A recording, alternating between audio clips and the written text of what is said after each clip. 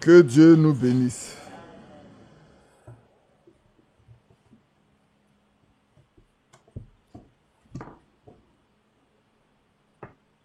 On est prêt? On n'a pas été trop secoué toute la nuit. Hein? Ça n'a pas été trop secoué toute la nuit.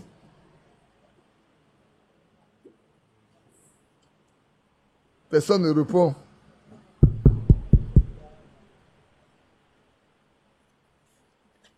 Ça va aller. C'est normal. C'est le temps que le Seigneur veut que ça soit ainsi pour chacun de nous.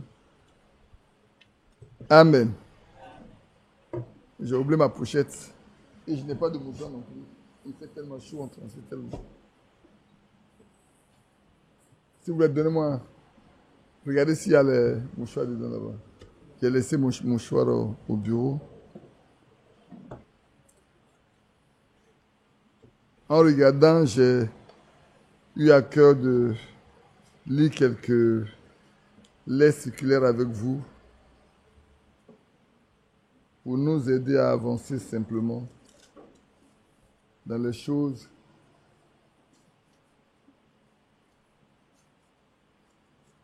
Merci que tu... Vous savez, le temps avance, hein? On a l'impression que tout est arrêté, mais en réalité, le temps avance. Quand nous voyons ce qui se passe dans le monde, nous devons prendre garde. Ne pas faire comme ceux qui étaient au temps de Noé, qui pensaient qu'ils avaient tout pour eux, malgré tout l'avertissement que Noé donnait. Et pour finir, la Bible dit, il ne se doutait de rien quand le déluge vint. Qu'est-ce qu'il y a? Pourquoi tu as fui devant? Tu aimes bien tellement t'asseoir derrière.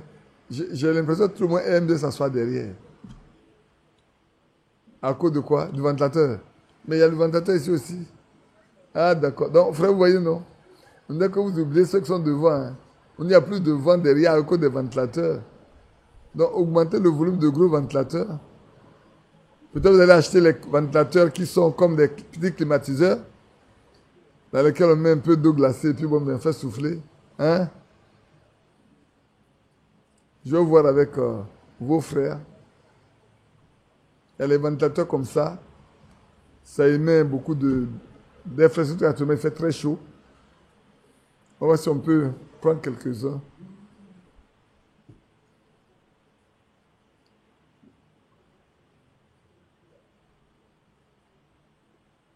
Oui, c'est tellement haut ça là. C'est très haut lui. Ah oui, je vois ça. Moi-même, à la partie d'ici, je pouvais voir que la bâche rentre dedans.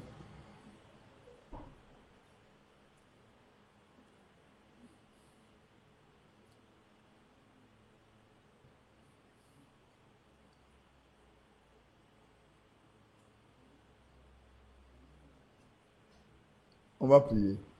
Laissez-les finir, on va prier. Tu peux venir me donner, c'est pas bien grave. Tu peux me donner. Il ne faut pas avoir peur de venir donner ça. J'ai laissé ça d'abord. Il fait tellement chaud qu'il faut avoir au moins mon choix pour éponger un peu la transpiration. On va prier.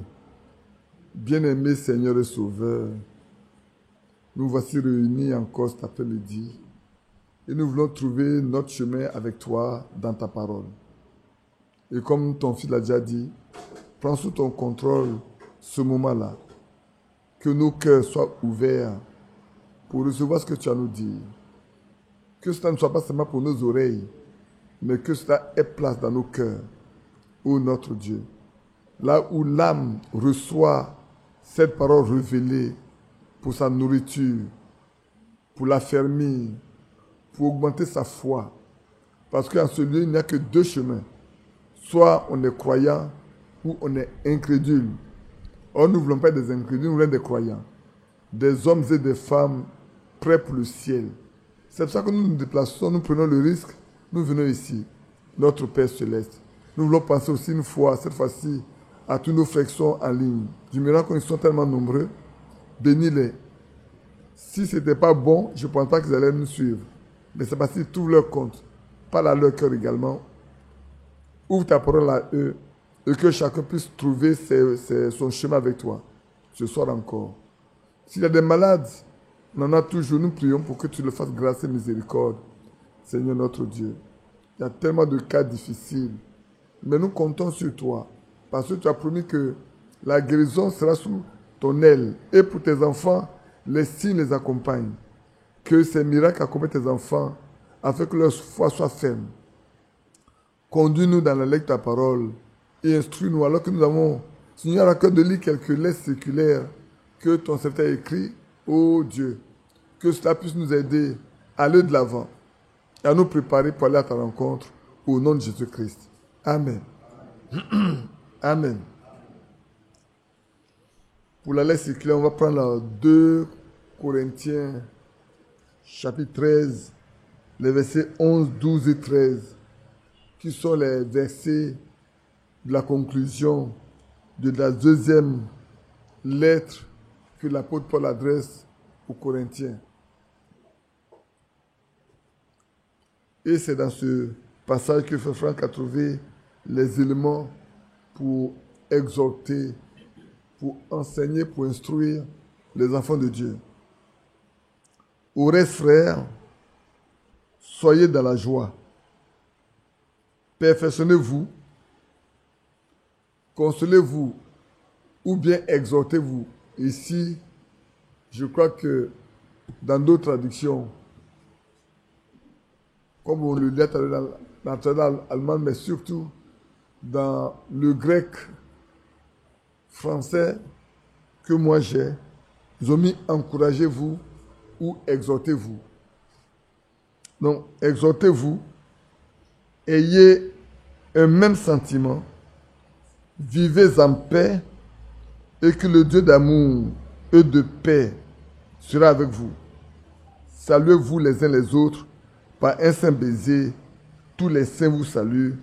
Que la grâce du Seigneur Jésus-Christ, l'amour de Dieu et la communion des saints soient avec vous tous. Amen. Vous savez que les Corinthiens sont les croyants qui ont causé le plus de problèmes à l'apôtre Paul. Ça, il suffit de lire depuis même dans 1 Corinthiens pour voir déjà que l'apôtre Paul dit ils sont comme divisés. On peut le lire, hein? On peut le lire dans 1 Corinthiens. Prenez 1 Corinthiens, chapitre 1. Vous allez voir. Avant de lire les séculaires. On va. Prenons 1 Corinthiens, chapitre 1, déjà. Verset 10, il dit je vous exhorte, frères, par le nom de notre Seigneur Jésus-Christ, à tenir tous un même langage et à ne point avoir de divisions parmi vous, à être parfaitement unis dans un même esprit et dans un même sentiment. Car mes frères, j'ai appris à votre sujet par les gens de Chloé qu'il y a des rivalités au milieu de vous. Je vais dire que chacun de vous parle ainsi. Moi, je suis de Paul, et moi d'Apollos, et moi de Céphas, et moi de Christ. Vous voyez déjà, l'apôtre Paul dans cette introduction, il a dit, mais écoutez, moi je veux ceci, que vous ayez le même langage.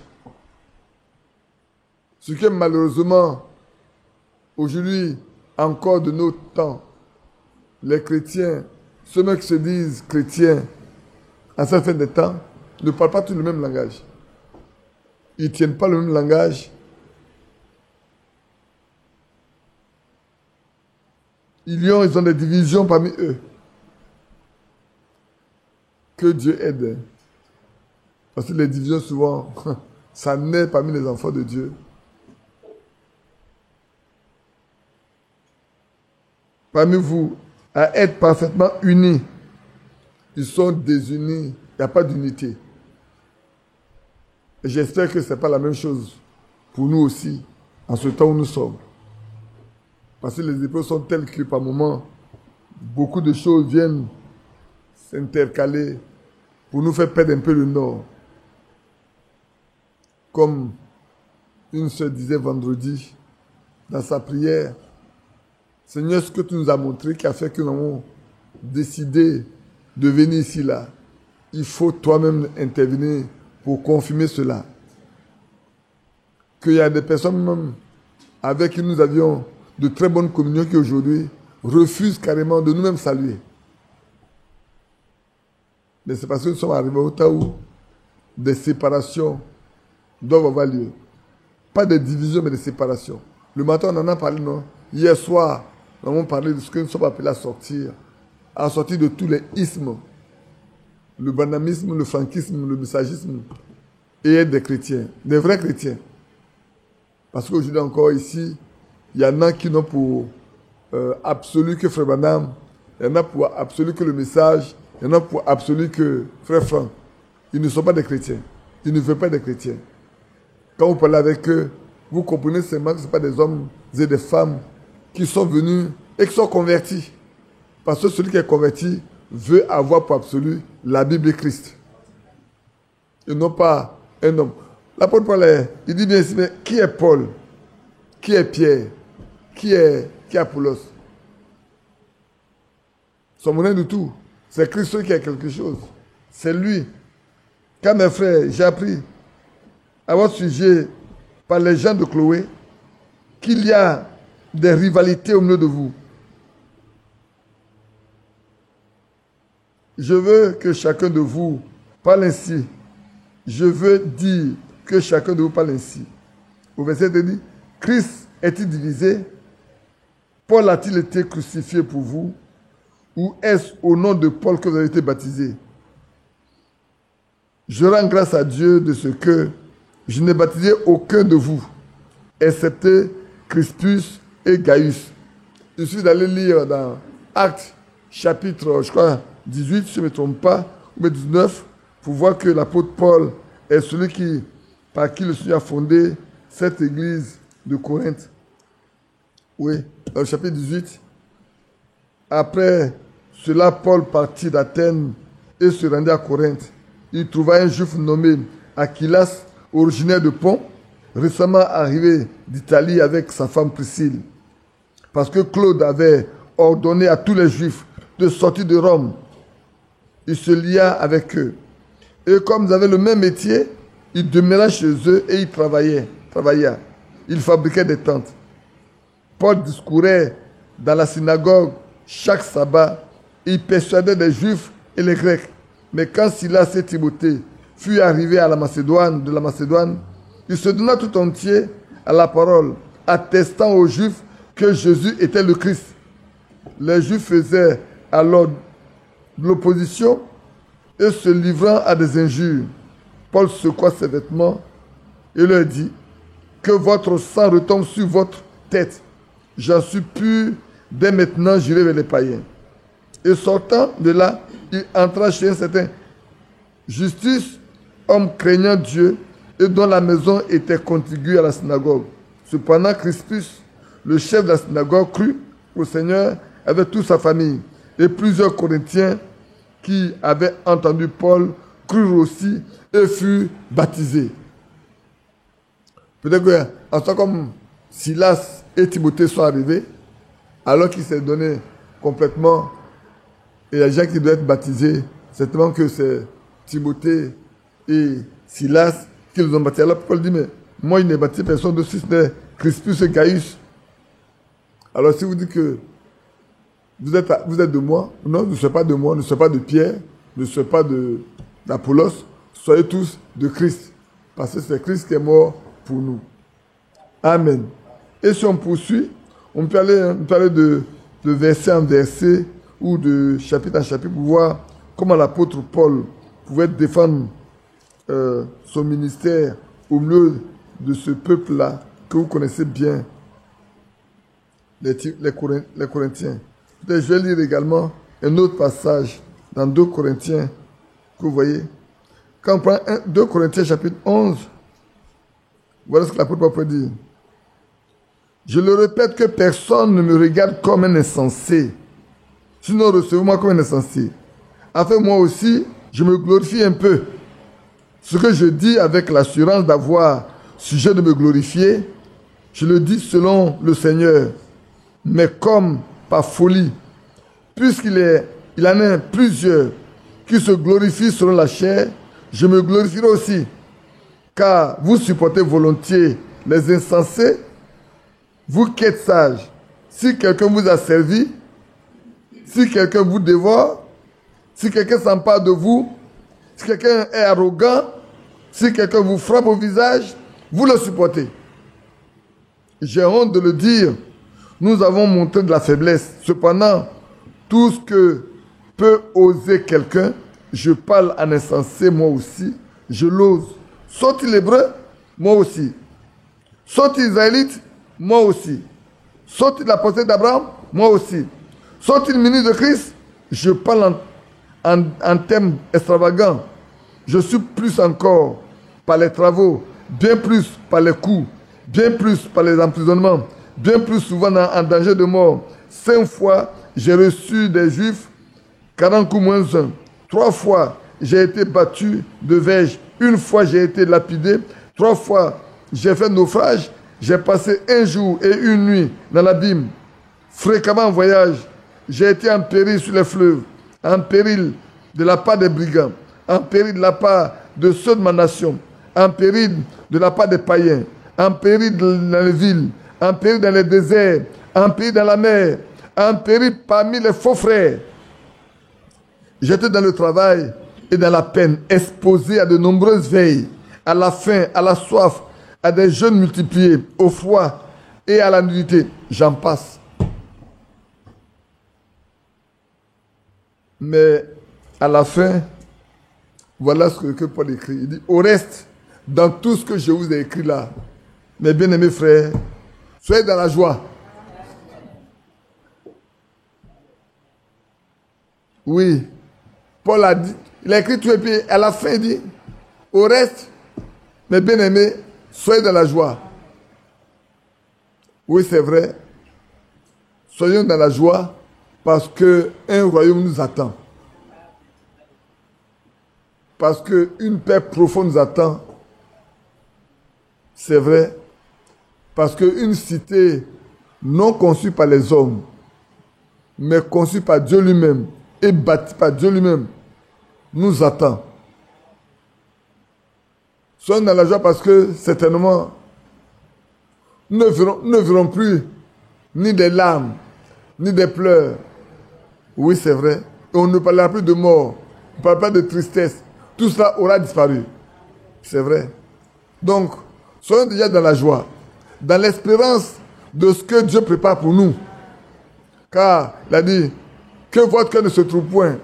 Croyez en Dieu, mais croyez aussi en moi. Car je vais vous préparer une place. Oh, c'est merveilleux. Ce passage-là, il est lu par plusieurs personnes quand on se trouve devant des deuils, devant des cercueils. On dit, frères et sœurs, celui qui va là, il est parti pour se reposer. Si vous lui demandez de revenir ici pour partager encore les douleurs, il ne viendra pas. Il ne viendra pas du tout. Parce que là, il se repose dans l'attente de la résurrection. Et hier, Frère Badou vous a dit une chose. Parce que quelqu'un avait posé une question à Frère Branham. Et les enfants qui meurent là, même si leurs parents ne sont pas des croyants, est-ce qu'ils sont sauvés, sont perdus? Il dit les enfants qui meurent, le sang de Christ ôte le péché. Que leurs parents aient cru ou pas, ils n'ont rien fait. Il n'y a aucun péché contre eux pour les retenir. Donc, ils sont sauvés. Alors que la même chose a dit, mais est-ce qu'ils vont être enlevés? Il dit, s'agissant de salut, oui, ils sont sauvés. Mais s'agissant d'enlèvement, il est destiné uniquement à ceux qui sont prédestinés à cela. C'est pour ça que quand vous chantez ce cantique en disant, dans le sein de ceux qui t'appartiennent, à ceux qui sont à toi, c'est comme ça qu'on dit non. Envoie ta puissance sur ton peuple, sur ton peuple la puissance d'autrefois. Ouvre les écluses, envoie la puissance sur tous ceux qui sont à toi. Non, ce n'est pas sur tout le monde. Hein. C'est seulement ceux qui sont à lui. Envoie sur chacun des langues de feu, brûlant en nous le péché. Purifie nos âmes, mets en nous ta flamme et baptise-nous de feu. Frère, écoutez-moi bien. L'enlèvement, c'est réservé uniquement pour ceux à qui c'est destiné. Eux, ceux à qui c'est destiné là, Dieu va les aider à remplir toutes les conditions. Personne ne quittera la terre s'il est destiné à l'enlèvement. Personne ne quittera la terre si les conditions ne sont pas remplies. Ça, soyez certains, soyez tranquilles, que votre cœur soit en paix. Alors vous allez me demander, mais alors qui est destiné à ça? Mais frère Branham ne peut pas répondre. Frère ne peut pas répondre. Non, ce n'est pas moi qui peux répondre. Mais vous devez avoir l'assurance en vous que vous êtes concerné. Et si c'est le cas, maintenant si quelqu'un dans son cœur dit, mais si c'est comme ça, est-ce que moi je suis concerné? C'est que toi-même tu sais comment tu vis. Tu sais comment dans quelle position tu te trouves.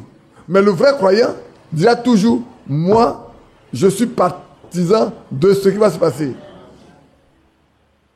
Le vrai croyant, qui sont-ils? Où sont-ils? Vous comprenez, non? On en parlera. Qui sont-ils? Où se trouvent-ils? Où on les rencontre? Les vrais croyants aujourd'hui. Les vrais croyants. Alors perfectionnez-vous, exhortez-vous, ayez un même sentiment, vivez en paix, que le Dieu d'amour et de paix, sera avec vous. Alors on va lire un peu quelques éléments de ce que le frère a écrit. J'ai noté beaucoup de passages là-dessus. Je ne sais pas si on prend le temps, on ne court pas, c'est vrai.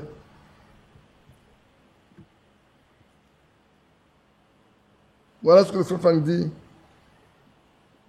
Je vous salue par cette écriture-là. Il dit de toutes les églises locales. C'est celle de Corinthe qui a causé le plus de difficultés à notre Seigneur et à ses apôtres. La lettre circulaire décembre 1980, la lettre circulaire numéro 24, que Dieu te bénisse, tu as bien fait de le poser, ça pour que je puisse le dire d'entrée de jeu. De toutes les églises locales, vous prenez les Romains, vous venez vous sauter, vous prenez Corinthiens, Éphèse, Philippe, Colosse, Thessalonique, prenez tout ce que vous voulez. Les églises, ou sinon l'église locale qui a posé le plus de problèmes, c'est bien celle de Corinthe. Mais c'est celle-là, par là aussi qu'on a eu beaucoup d'enseignements. Vous savez, c'est la seule église dans laquelle on a livré à Satan. 1 Corinthiens 5. C'est là où quelqu'un est parti prendre la femme de son père pour en faire sa femme. Après, il s'est repenti dans 2 Corinthiens. Et l'apôtre Paul dit, mais pardonne-le lui. La lettre qu'il a Paul a adressée à Timothée, il a livré à Alexandre le forgeron et mené à Satan. C'est vrai, je ne sais pas dans quelle église, parce que là, je ne sais pas dans quelle église ils sont. Mais vous savez bien qu'Alexandre le forgeron, il était avec Paul. Peut-être moi, il s'est rendu, il s'est dit, mais l'apôtre Paul a perdu la puissance qu'il avait en lui. Alors il a commencé à s'opposer à l'apôtre Paul et à enseigner des choses fausses. Et ça arrive. Quand on perd le nord, on peut raconter des histoires qui n'ont rien à voir avec la Bible. C'est ça de Corinthe qui a causé le plus de problèmes, de difficultés à notre Seigneur et à ses apôtres. Jamais autant d'épîtres n'ont été adressés à aucune d'entre elles. Parce qu'il y en a deux. On a un Corinthien, 2 Corinthiens, tu as un Thessaloniciens, 2. Mais vous voyez, autant l'apôtre Paul a parlé de l'enlèvement dans 1 Corinthiens. Il en a parlé aussi longuement dans une de Thessaloniques. Non, je reprends.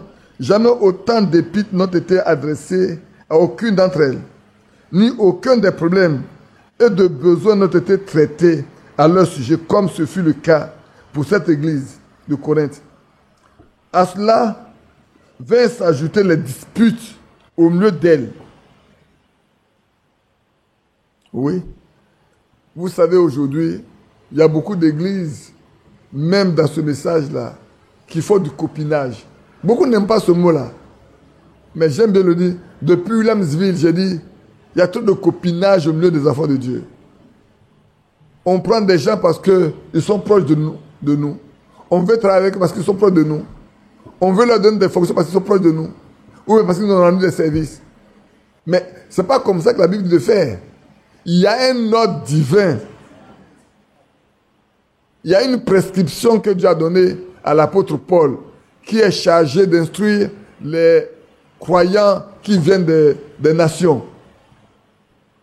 Malheureusement, ce n'est pas la même chose. Même au niveau du mariage, on a toujours transféré, pris avec nous ce qu'on avait dans la religion. Comme je vous disais au tout début, un jour, quand Lambert est venu, on en parlait encore. Je lui ai rappelé, vous savez, en telle année, vous avez pris cette soeur-là, du matin de 8h jusqu'à 16h, dans la maison pour la convaincre de marier tel frère. Et quand ils sont partis là, fiap! Si je reste au milieu de vous, alors vous allez me donner à marier. Mais si je ne suis pas du milieu de vous, est-ce que vous allez encore le temps de me donner à quelqu'un? Elle est partie. Et ça a été beaucoup de situations. Comme aujourd'hui encore, on en voit. Il y en a qui vont rencontrer certaines filles, certaines sœurs dans les maquis pour les convaincre. Il y en a qui passent leur temps à chercher, comme dans les religions aujourd'hui. Oui, dans les religions, c'est le travail, c'est l'argent, c'est le mariage. Voilà. On ne parle pas du ciel. Il faut d'abord vivre la terre. Quand tu as fini de vivre la terre, alors tu as cherché le ciel. Mais nous ici, la Bible nous demande de chercher le ciel dès maintenant. Cherchez d'abord le royaume et la justice de Dieu, et les autres choses vous seront données par-dessus tout.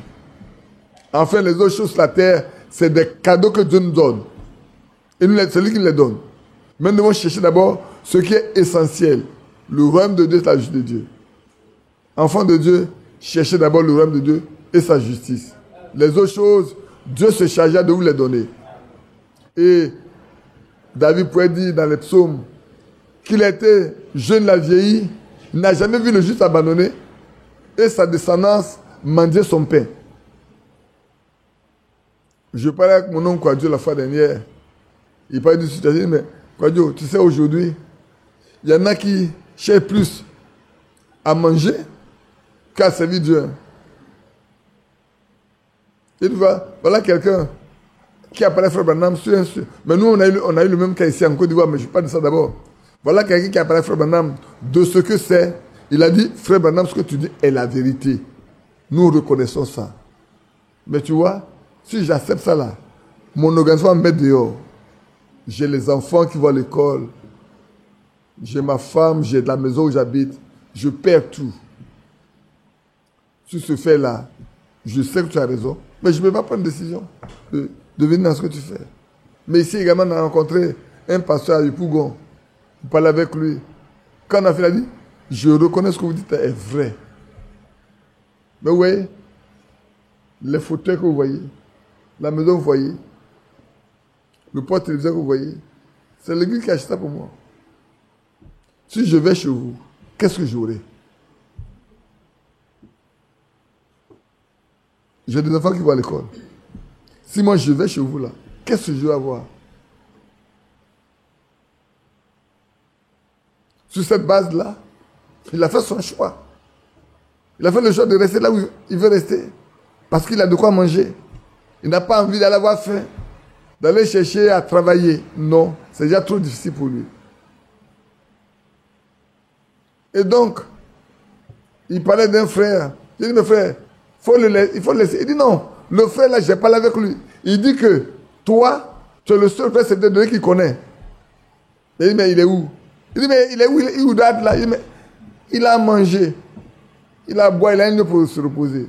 Comment tu veux qu'il abandonne la nourriture et le lieu où il habite? Quand il va arriver chez toi, tu vas donner quoi? Alors, même quand on raconte que je distribue la nourriture, je distribue l'argent à chaque culte, chaque fête. Mais les gens ne savent pas que quand l'argent s'est rempli quelque chose, chaque fois tu puisses. Si rien ne tombe dedans, un jour tu vas partir. Ils ne sont même pas intelligents par rapport à ça. Les gens sont attachés, c'est comme quand on a fait à courir. Au moins il partait avec a dit, cet argent-là, au lieu de nous donner 5 millions chacun pour que chacun puisse faire ce qu'il a fait, il a mis tout ça ici. Comme si 5 millions allaient résoudre son problème, tout le temps il vivait sur la terre. Que Dieu nous aide. Je poursuis. On va arriver à des points qu'on va développer tout à l'heure. Hein. Il y a des points assez importants qu'on va voir. Mais parcourons d'abord ici.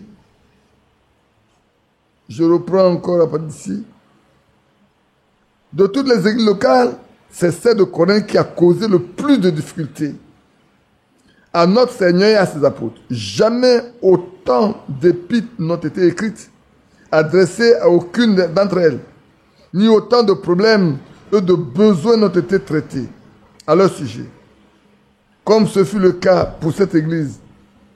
À cela vint s'ajouter les disputes au milieu d'elles, les séparations de frères, lesquels s'étaient de leur propre chef placés et recommandés eux-mêmes dans le ministère.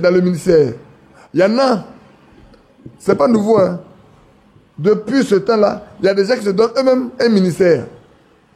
C'est pas que Dieu qui leur donne un ministère, même là, ils s'attribuent des ministères.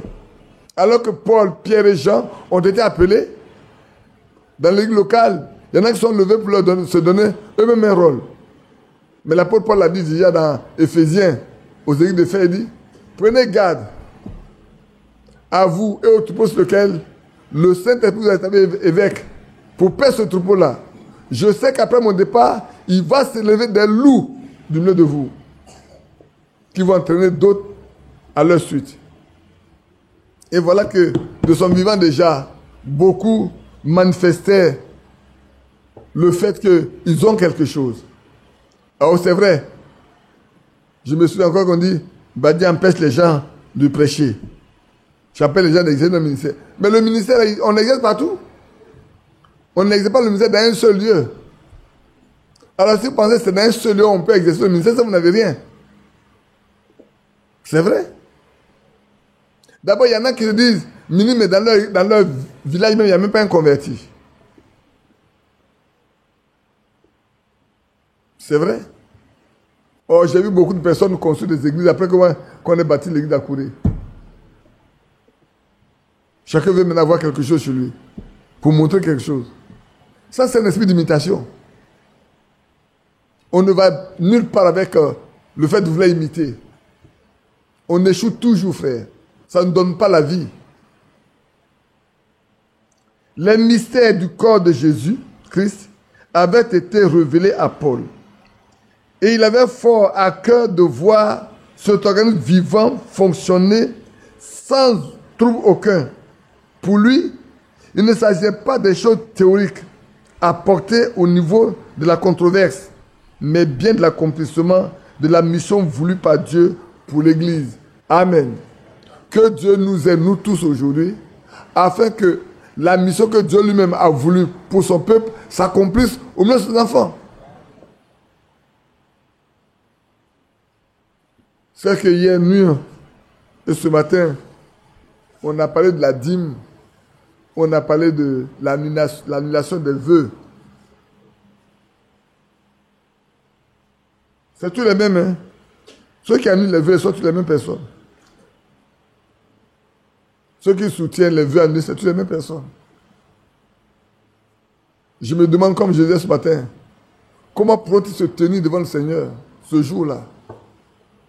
Et ces jeunes sœurs qu'on a aidé à annuler les vœux pour prendre d'autres personnes, elles sont en état d'adultère. Qu'on veuille ou pas, elles sont devant Dieu en état d'adultère. elles étaient déjà des femmes d'autres personnes. Avant d'avoir d'autres hommes. Sur la terre, c'est bien. Les parents, oh, les hommes aiment ça. Beaucoup ont fait ça. Peut-être même que quand après mon départ, il y a des enfants qu'on a consacrés. Ce jour-là, sur la terre, c'est beau pour les hommes. Mais quand vous allez vous tenir devant Dieu ce jour-là, pour les hommes, plaisir aux hommes. Oh, le méchant, c'est Badi. Celui qui n'aime pas les gens, c'est lui. Mais moi, je vais vous préserver d'une chose. Je ne veux pas que vous tombiez sur le jugement, sur le jugement. Maintenant, vous y êtes. Comment allez-vous en sortir là? C'est ça, c'est déjà trop tard. Parce que ce n'est pas Badi que vous aurez à faire. Ce n'est pas Abraham que vous aurez à faire. Ce n'est pas à Franck que vous aurez à faire. Vous aurez à faire à Christ. C'est sa parole. C'est lui qui le dit. Dès cet instant précis-là, comment allez-vous vous comporter? Ceux qui vous ont aidé, répondons, mais vous également, vous êtes en état d'adultère. L'homme en état d'adultère, la femme en état d'adultère. Et Dieu se chargea lui-même, se chargea de juger les adultères. Vous voyez? C'est pour ça que c'est difficile, par moment. Et on doit te dire la vérité. On doit se parler. Oh, si je suis devenu votre ennemi, pour vous avoir dit la vérité, si c'est le cas, bon, ça vous regarde. Et ici, l'apôtre Paul dit que ce n'est pas ce que l'on veut. Pour lui, pour Paul, il ne s'agissait pas des choses théoriques à porter au niveau de la controverse, où on va discuter. Non, tu as apporté ça, moi je discute ça. Oh, vous savez, même je vais vous donner une chose. Le mot fidèle qui est dans la Bible a été discuté un jour, autour d'une table. Dans le cadre de comment on appelle ça, du choix, de l'ordination des anciens. Le frère Isaïe est là. On a été le voir, le frère Badouche, quand le mardi. Nous, on a pu le voir, on a pu parler avec lui. Ça va beaucoup mieux. Il a pris un peu plus de chair qu'avant, parce qu'avant, il était vraiment, vraiment amaigri. Et c'est vrai. Mais jusqu'à là, il ne peut pas prêcher. Il ne peut même pas aller à l'église. Il a un repos total de 6 mois au moins. À moins que après les 6 mois, les choses aillent mieux. Sinon, il est tenu de rester à la maison. Il ne va même pas, il va nulle part. Il est à la maison seulement. De la chambre, du salon. Il dit maintenant, il peut marcher un peu ici. C'est tout. Maman, il ne pouvait même pas sortir. Les premiers jours, il ne pouvait même pas sortir de sa chambre. Personne ne pouvait le voir. Si tu veux le voir, tu rentres, tu vas le voir dans sa chambre. Et comme ce n'est pas tout le monde qui peut le voir, quand on est parti, bon, on a attendu, il est venu. On a passé cette fois-ci, on a aussi un peu attendu dehors avant qu'il ne vienne. Puis on s'est retrouvés au salon. On a passé un peu de temps avec lui. Que Dieu soit loué. Vous voyez combien de fois l'homme est faible. On peut penser qu'on est fort et puis un jour, patatras, tout tombe complètement et puis on n'a plus de force. Mais c'est ce que l'homme est. Mais nous pouvons remercier le Seigneur qu'il a complètement en train de le relever doucement, doucement, doucement, doucement. Et que Dieu fasse en sorte que tout aille bien. Donc pour l'apôtre Paul, il n'est pas question de dire on va discuter telle chose, on va discuter de ceci, on a discuté dans le mot fidèle. Le frère Isaïe était là. Il a dit à non frère, ici le mot fidèle veut dire des croyants. Il faut comprendre par le mot fidèle là que c'est des croyants. Et là on parlait des enfants, de ceux qui doivent être pris comme des anciens. J'ai dit mais voilà, moi j'ai telle tradition qui dit que tes enfants soient des croyants. C'est pour ça que souvent il faut prendre beaucoup de traditions et ça permet de comprendre mieux la situation. Parce que tu dis avec tel mot, l'autre avec tel mot. Quand tu mets le tout ensemble, ça te permet de mieux comprendre ce que c'est. Il y a des mots qui sont aussi expressifs également et tout. Donc ça permet de mieux comprendre. Donc le mot fidèle, ce n'est pas parce que quelqu'un est dit de confiance. Non, ici, c'est quelqu'un qui croit, qui marche avec le Seigneur. On dit tes enfants doivent être fidèles. Alors, quand on dit ça dans la Bible et qu'on va prendre des hommes dont les enfants sont encore des bébés, est-ce qu'on marche à la Bible? Quand on peut prendre des gens pour être anciens alors que les enfants sont encore à bas âge. Et quand les enfants vont grandir, qui sont désobéissants, là, alors les parents qui sont anciens.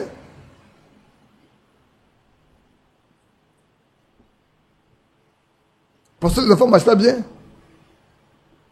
Ils ne marchent pas bien. Alors vous allez dans le comme anciens. C'est pour ça qu'il faut que les enfants grandissent. Pour qu'on voit ici, ils sont des croyants. Avant que le père ne soit. Parce que comment celui qui n'a même pas d'expérience peut aller aider des gens dans leur foyer. Il n'a aucune expérience. Les enfants sont encore à bas âge. Ils n'ont pas encore pour des problèmes. Comment il peut aller des gens qui ont des problèmes avec les enfants dans la maison?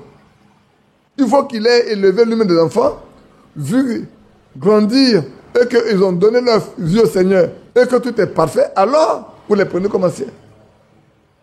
Alors s'ils parlent, on peut les écouter. Ils sont dignes de confiance parce que les enfants là sont un témoignage pour eux. Malheureusement, on est pressé de tout faire. S'il n'y a personne qui remplit les conditions, est-ce qu'on est obligé d'aller chercher? Non. L'apôtre Paul a dit si, il s'y trouve. Mais il n'y a personne qui remplit les conditions. On va de l'avant avec ce qu'on a. C'est tout.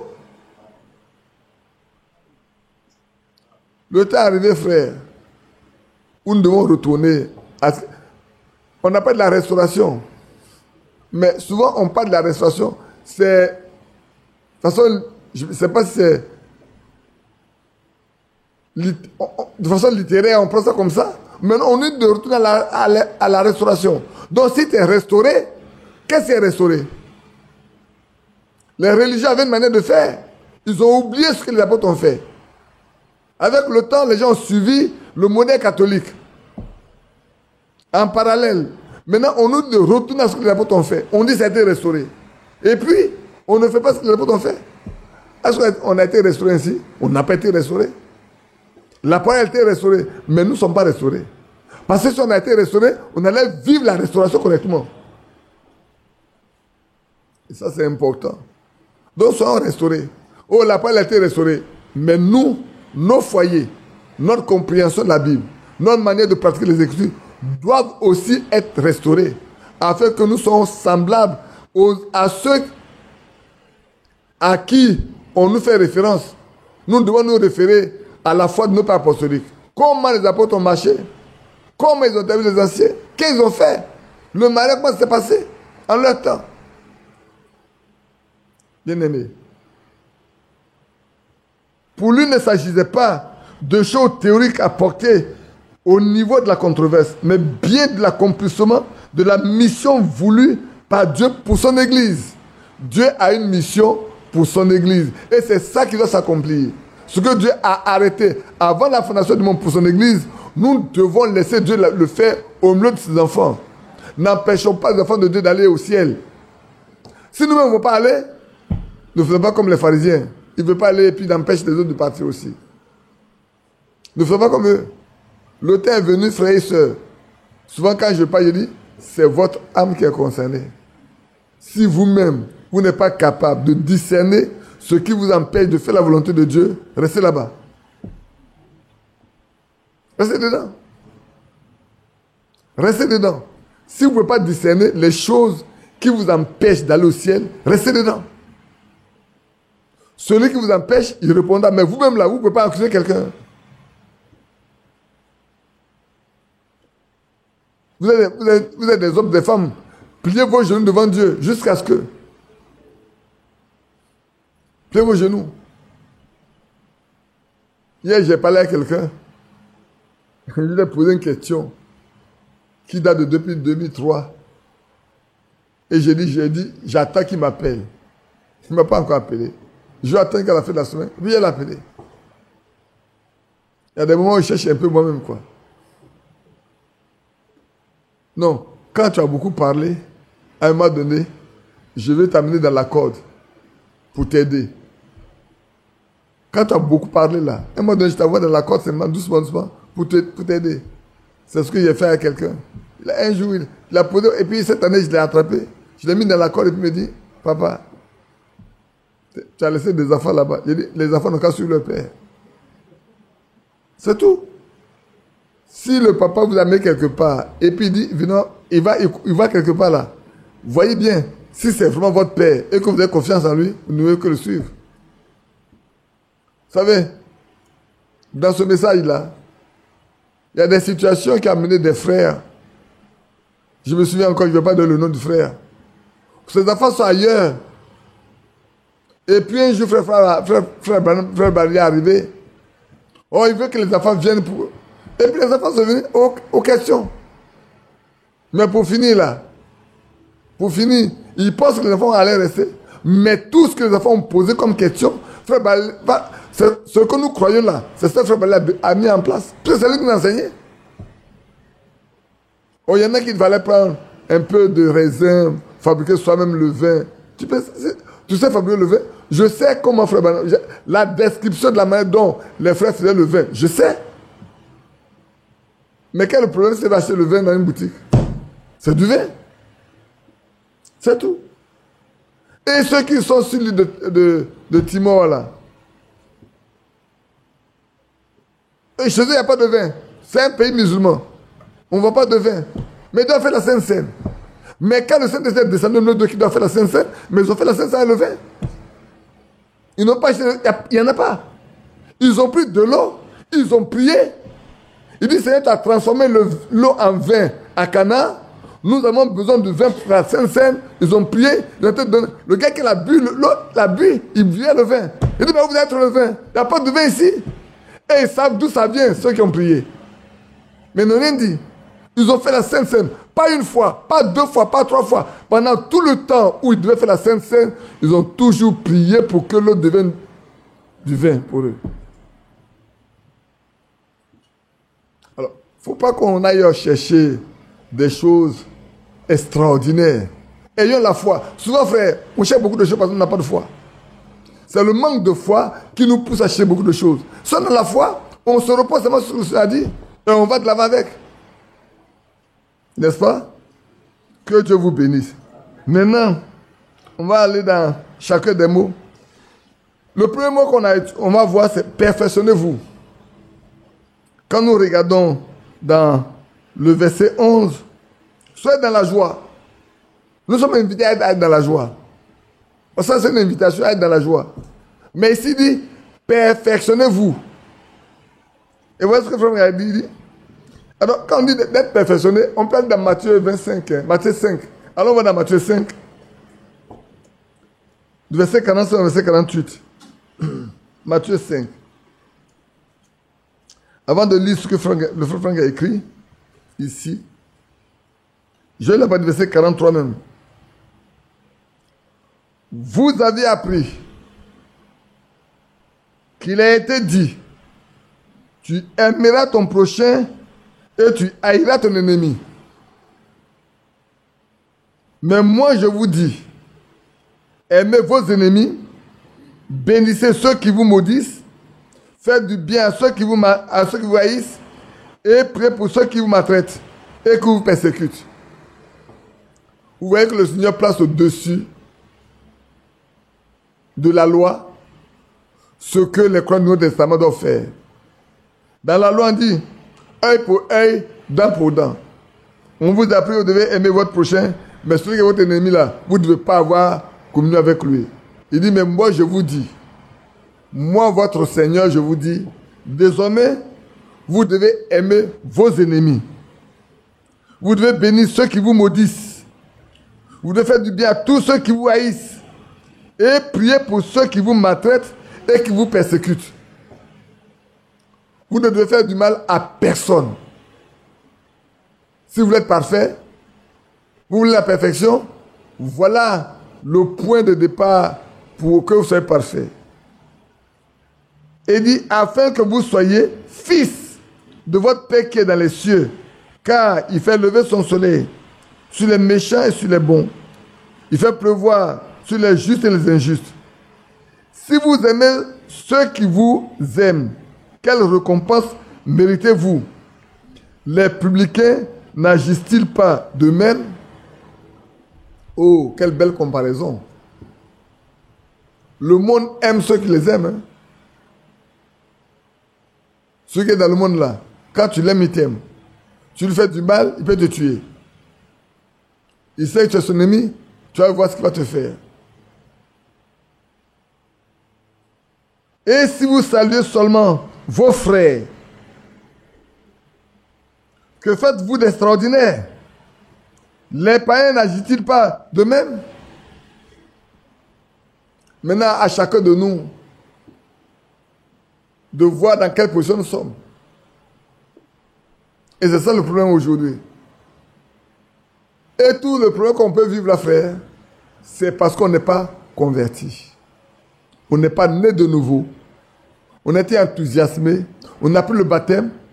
Et puis on est content. Et puis on vient à l'église. Et puis on pense qu'on est converti.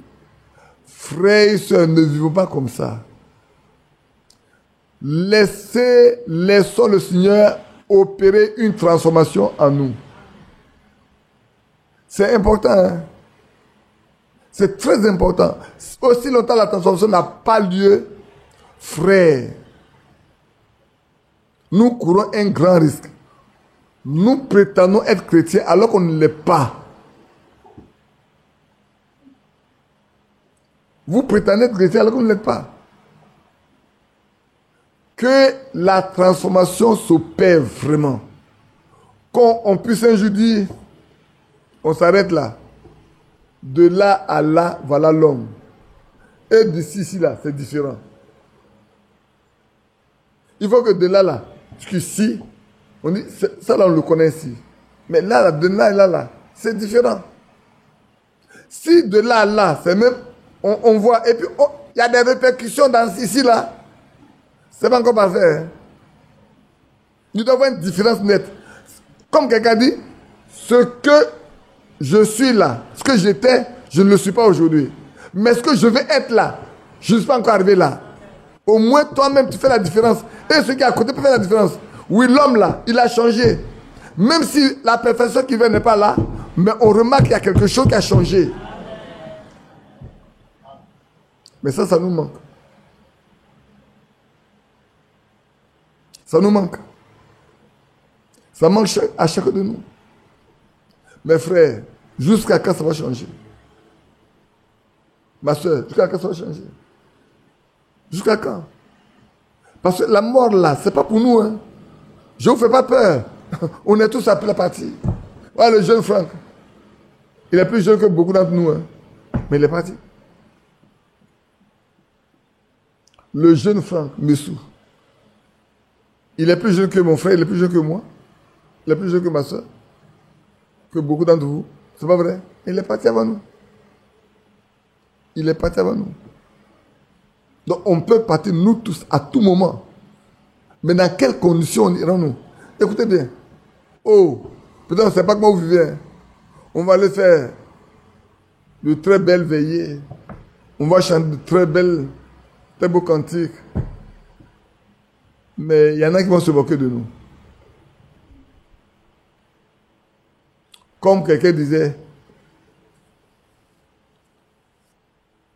il y a un frère, c'est Vincent qui nous en parlait, quand ils étaient étudiants, il y a un frère qui partait les exhorter. Et les jeunes filles qui voyaient les frères se moquaient des frères. Mais les frères ne comprenaient pas pourquoi. Jusqu'au jour où le problème éclate. Alors ils se rendent compte que les jeunes filles ont été courtisées.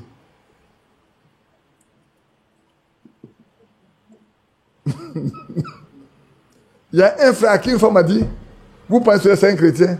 Il dit, il ne faut pas parler mal de mon frère. Hein. Vous êtes là pour critiquer seulement là. Il a menacé la femme. Le juge s'est éclairé, la femme l'a dit, mais tu vois maintenant, non? Quand on vous parle, vous pensez comme moi. On ouvre vos yeux pour voir, on vous allait pour vous ouvrir vos yeux pour voir là. Vous ne voulez pas. Tu vois maintenant? Frère, je préfère qu'il n'y ait pas de veillée. Pour moi. Je dois partir. Ne vous fatiguez même pas de faire une veillée. Parce que si vous faites une veillée que mon témoin n'est pas bon là, on va se moquer de vous. Hein? On va se moquer de vous. C'est vrai. Mais si mon témoignage est bon, qu'il y ait veillé ou pas, je m'en vais tranquillement. L'absence de veille va m'empêcher de partir? Non. L'absence de veille ne va pas m'empêcher de... D'abord, même le jour même, je fais comme ça. Je suis parti déjà. C'est le corps qui est là. Et puis la veille là, c'est pour parler aux autres, mais ce n'est pas à moi. C'est vous parler entre vous, ce n'est pas à moi. Celui qui parle là, on ne lui parle plus. Que le Seigneur soit là ou le Seigneur ne soit pas là, on dit on veille le corps. On ne veille pas le corps, on ne va pas veiller le corps. On va faire une veillée pour vous parler à vous, les parents et aux croyants. Pour dire à chacun, regardez ce frère qui est parti à Brozan. Il était aux obsèques de la maman de notre soeur, maman de Galatie. Il était là. Il était avec nous tranquille et tout. Et voilà, l'année n'est pas terminée. On a enterré ta maman quand même. Février. Et nous on a enterré quand? Février. Il y a seul le mois de mars. Un seul mois qui fait la différence. Et en avril, on a enterré. Il est parti. Mais il y a un mois, il était là. Donc, pour revenir un peu encore en arrière ici. Il dit, perfectionnez-vous. Frère Franck dit, cette mise en garde. Non, est-ce que j'ai fini de lire ici? Non, je n'ai pas encore fini de lire ici. Soyez donc parfaits, comme votre Père Céleste est parfait. Le verset 48. Soyez donc parfaits. Si vous faites ce qui est en haut là, si nous faisons ce qui est cité auparavant, alors nous tendons vers la perfection. C'est vrai que devant le Seigneur, comme c'est écrit dans Hébreux 9 ou Hébreux 10, qu'il nous a amené une fois pour toujours à la perfection. Devant lui, nous le sommes. Mais il dit, si vous voulez l'être là, dans votre vie de tous les jours, voilà, vous devez pratiquer ça. L'œuvre qu'il accomplit est parfaite. Mais nous devons être parfaits comme notre Père Céleste. Plus notre Père Céleste aime. Est-ce qu'aujourd'hui le Seigneur n'aime pas tout le monde? Il aime tout le monde. Il donne à manger à tout le monde. Il donne à manger à tout le monde. Hein? Il élève même il élève même les tueurs pour payer des postes dans des pays. C'est faux. Dieu élève qui il veut. Il aime. Vous savez, il y a toujours... Je suis toujours réjoui de voir le béninois, comment il s'appelle? Comment? Yahi Boni, en train de chanter, tout joyeux, bénissons le Seigneur. Chantons et célébrons les louanges, adorons avec foi. Je dis, vous savez, au jour du jugement là, Yahi Boni va passer cré. Même ceux qui l'ont poussé pour tomber là, ils vont les condamner, mais lui va aller au ciel, tranquille, il va entrer dans la vie éternelle. Mais s'il ne va pas dans l'enlèvement, il va rentrer dans la vie éternelle. Parce qu'il a accepté Jésus-Christ comme son sauveur. Beaucoup de ses ministres vont aller de l'autre côté, lui. Mais si vous avez poussé à faire une chose, aujourd'hui il a reconnu Christ, son passé est passé. Je vous l'ai dit, non? La repentance, c'est pour tout ce qui est passé. Tu as tué, tu as violé, tu as volé, tu as pratiqué toute forme de choses.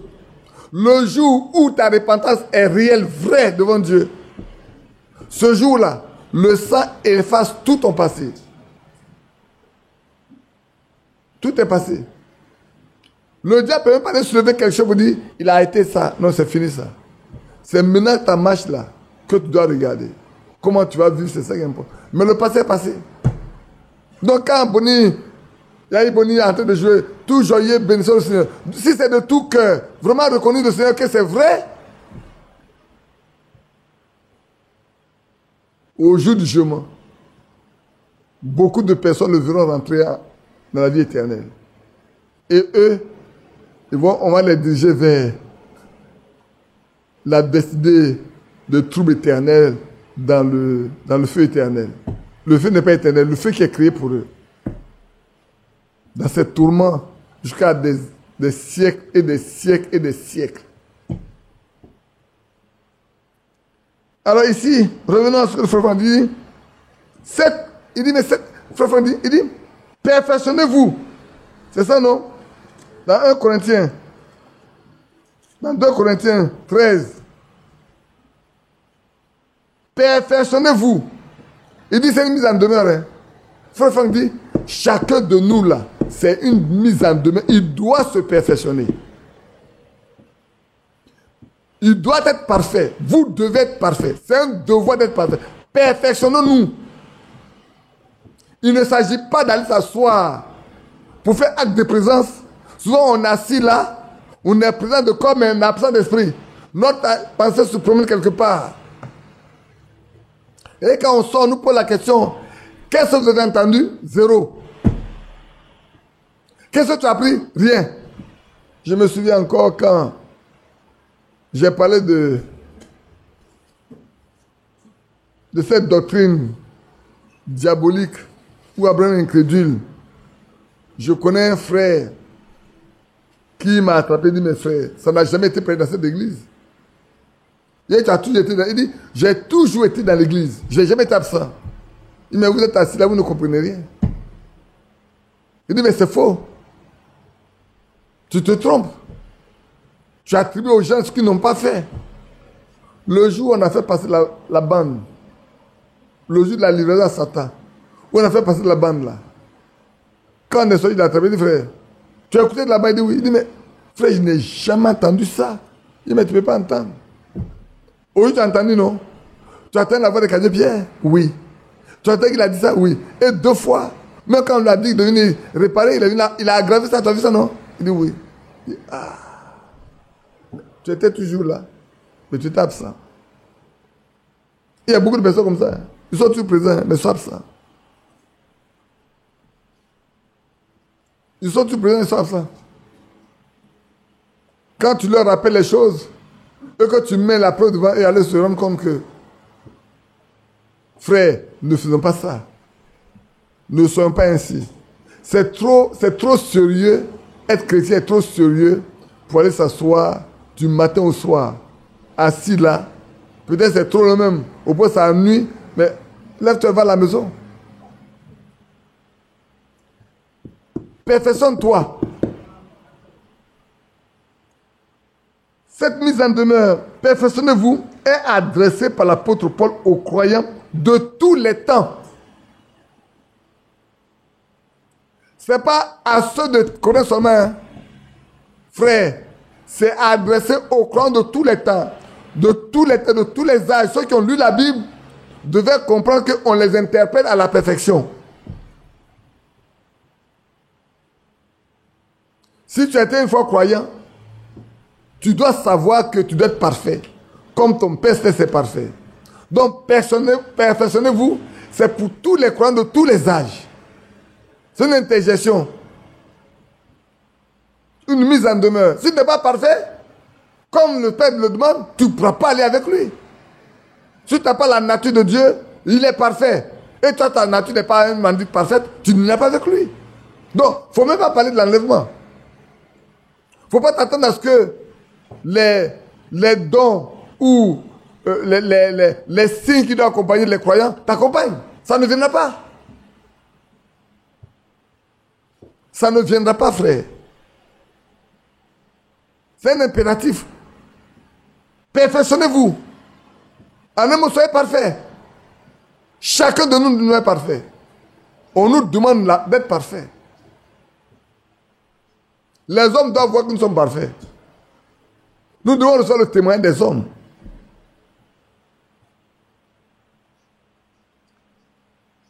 Qui doit perfectionner qui? Voilà la grande question. Soyez parfait, mais qui doit perfectionner qui? Qui doit être perfectionné? D'abord, qui doit perfectionner qui et qui doit être parfait? Ne sommes-nous pas tous prêts en tout temps à dire aux autres de se perfectionner et si nécessaire à faire pression pour que cela se fasse? Souvent dans les foyers, toi tu n'accomplis pas ton rôle. Toi là tu n'es pas soumise.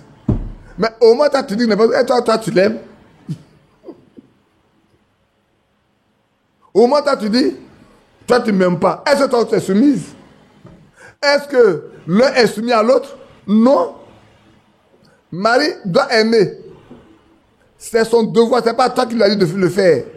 Femme, tu dois être soumise, ce n'est pas lui qui t'a dit de le faire, c'est Dieu. Chacun doit jouer son rôle. Malheureusement, c'est pas je vais prendre la question, mais qui doit être perfectionné et qui doit perfectionner qui?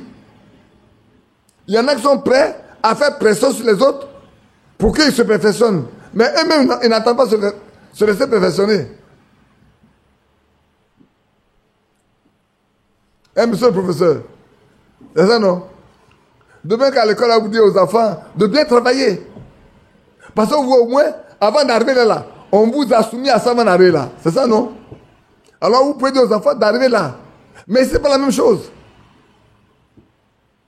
Ici, chacun personnellement doit être amené à la perfection. Ne dis pas à ta femme d'être parfait, que ta femme doit être soit parfait.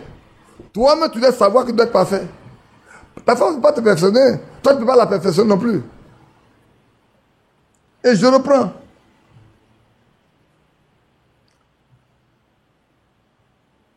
Enfin, qui donc voit la nécessité d'être perfectionné?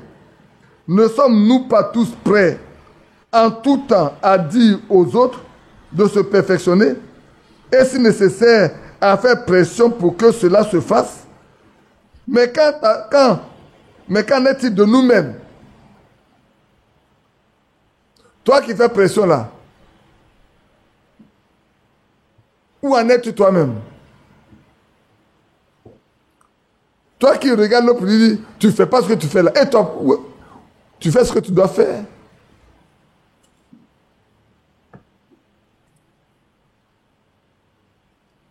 Alors quelqu'un va dire, mais et toi qui prêches là, tu nous prêches? Non, je vous ai toujours dit, celui qui prêche, il doit se prêcher d'abord. Celui qui se prêche là, il doit se prêcher d'abord. Si il ne se prêche pas, qu'il prêche aux autres seulement là, c'est que c'est un faux. C'est faux. Il fait comme on dit, ne faites pas ce que je fais, mais faites ce que je vous dis. C'est ça, non? Oh, c'est pas ça. Hein? Vous devez faire ce que je fais. Donc, je dois être un modèle. On doit d'abord être un modèle avant de pouvoir dire aux autres, faites comme moi. L'apôtre Paul dit, soyez mes imitateurs, parce que moi, je suis de Christ. Non, c'est important. Hein? C'est très important pour chacun de nous. Ce soir-là, c'est important pour chacun de nous. Moi, le premier. Il ne suffit pas que les autres soient conduits à se mettre en ordre. Le mot est clair maintenant. Il n'est pas seulement nécessaire que ce soit les autres qui doivent se mettre en ordre. Tout le monde doit être en ordre. Nous devons être tous en ordre. Tout doit être en ordre. Au milieu de nous. Parmi nous. Et en nous. Tout doit être en ordre. Nous, toi et moi. Frère Franck dit, nous, toi et moi, devons nous laisser perfectionner et nous servir l'un de l'autre dans un esprit de douceur. Amen. Nous devons, nous tous, chacun pour sa part, se laisser perfectionner et nous servir l'un de l'autre, mais dans un esprit de douceur. Que notre douceur soit connue de tous les hommes. Que ma douceur soit connue, que ta douceur soit connue, que notre douceur soit connue de tous les hommes. Malheureusement, ce n'est pas toujours le cas.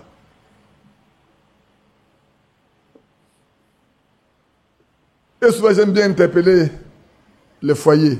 C'est pourquoi? Parce que le plus proche élément, c'est l'homme et la femme. Et les enfants. Nous qui sommes ici, là, on est composé de foyers. Hein. C'est ça, non? Voilà moi, vous voilà.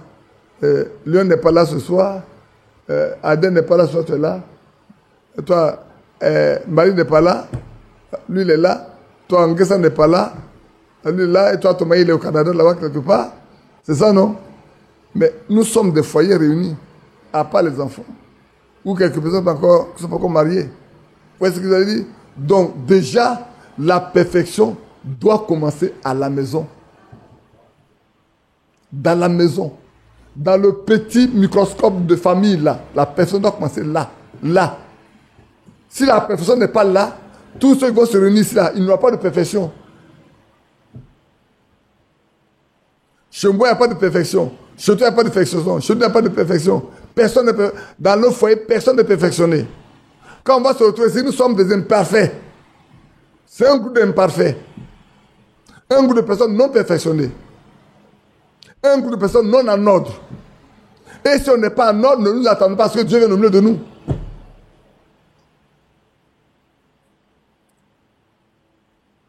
C'est vrai. Parce que frère, nous laissons facilement glisser le diable. Nous laissons facilement la place au diable. Dès lors nous sortons de la parole de Dieu, nous laissons la place au diable. Le seul moyen pour que le diable sorte, c'est que nous restons dans la parole de Dieu, c'est tout.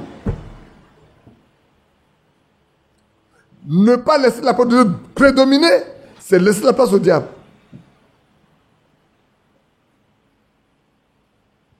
Et ton mari n'est pas là ce soir aussi, lui aussi.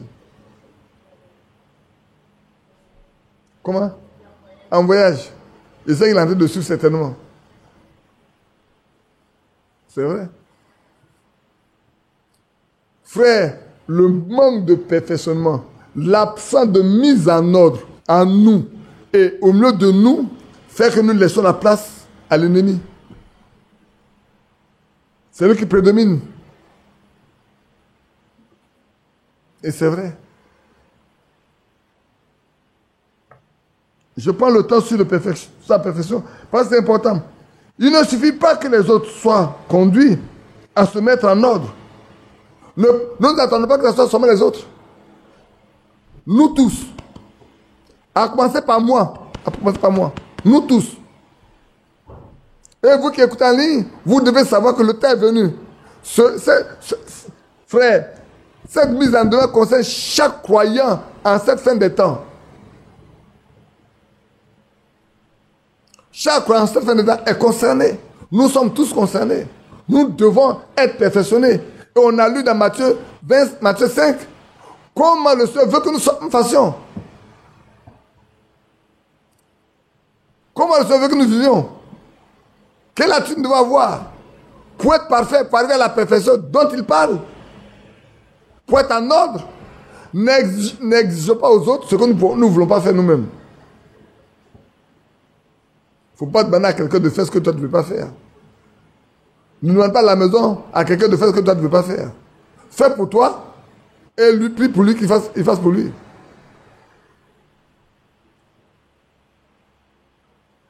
Oh.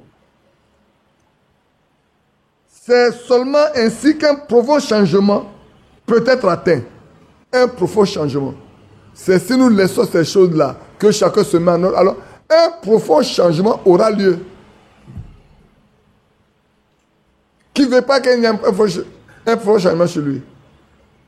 Mais qui le veut? Moi, je suis le premier. Je reprends. Il ne suffit pas que les autres soient conduits à se mettre en ordre. Nous, toi et moi, devons nous laisser perfectionner et nous servir l'un de l'autre avec un esprit de douceur. C'est seulement ainsi qu'un profond changement peut être atteint. Si on veut avoir un profond changement, c'est en nous soumettant les uns les autres, en nous servant les uns les autres avec douceur. Alors le profond changement que nous attendons peut avoir lieu.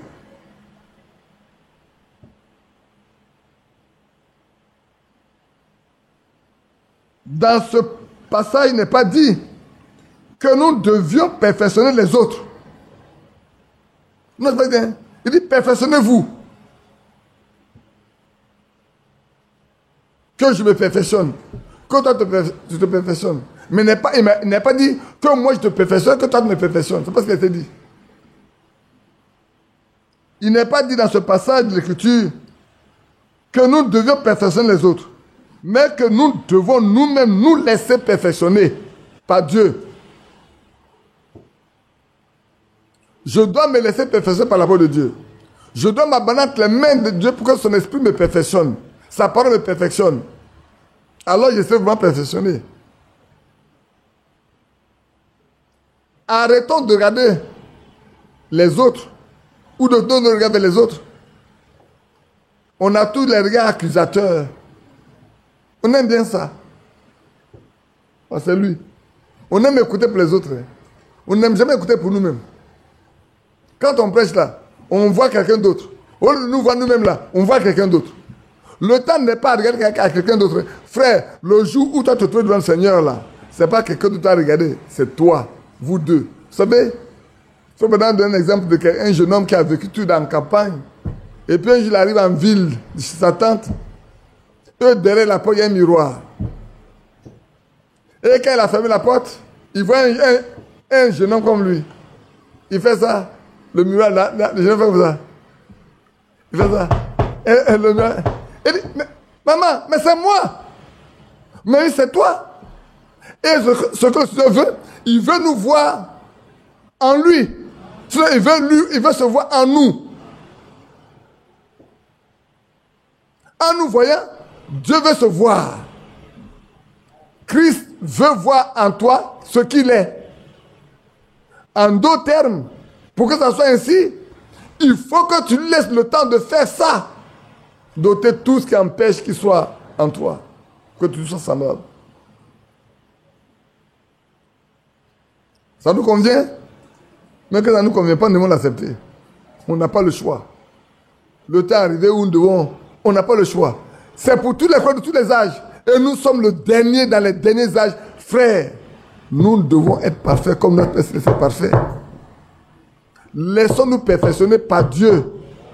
Soumettons-nous à lui. Soumettons-nous à la parole de Dieu que nous écoutons tous les jours. Ne nous contentons pas d'écouter la petite partie. On écoute, on s'en va. Et puis on vient. On écoute, on s'en va. Et rien n'avance. Rien n'avance.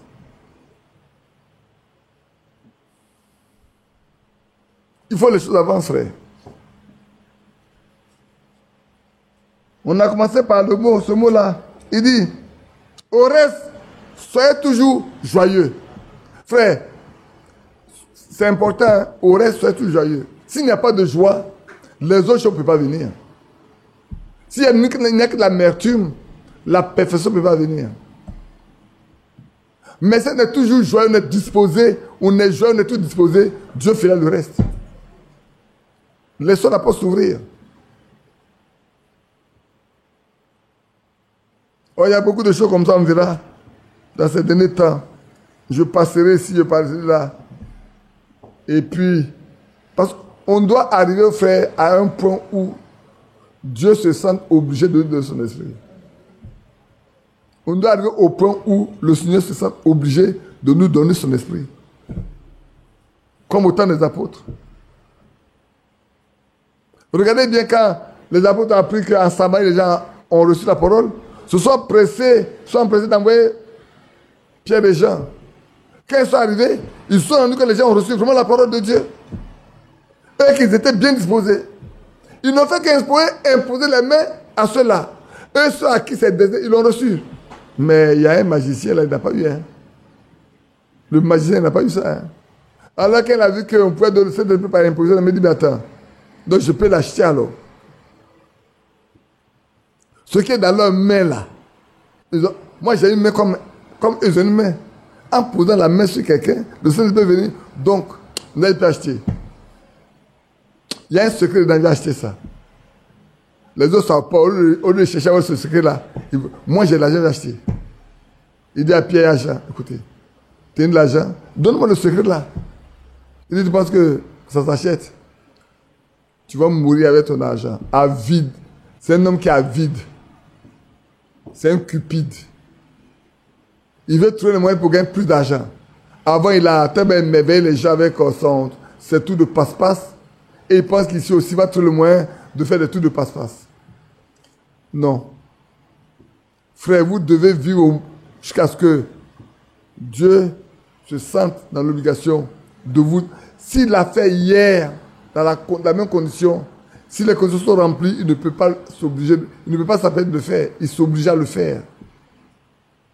C'est pour ça que Nous comptons sur le Seigneur pour nous donner chaque fois ce qu'il nous faut. Hein. On ne fait pas d'effort. Hein. Je vais vous dire, je ne fais pas d'effort pour vous trouver des messages. Je ne fais aucun effort. Je ne me titule pas le mélin pour chercher les messages. Ça, je vous dis la vérité. Je ne fais pas un effort. Moi, je suis en train de m'aider, je lis, ça vient, je note. Ça, et puis, je peux noter plusieurs sujets pour lesquels je peux prêcher. Ça, c'est cette nuit. Hier, quand j'étais là, j'ai lu, à courir. Quand j'étais à la table là, j'ai lu, puis, je regarde, mais on peut revenir, on peut dire quelques lettres circulaires encore. Et puis, j'ai commencé à lire. D'abord, c'est pas ça que j'ai lu. Hein. Je vais vous dire que j'ai lu. J'étais là, puis j'ai lu. J'ai lu le rétablissement spirituel. Puis j'ai continué.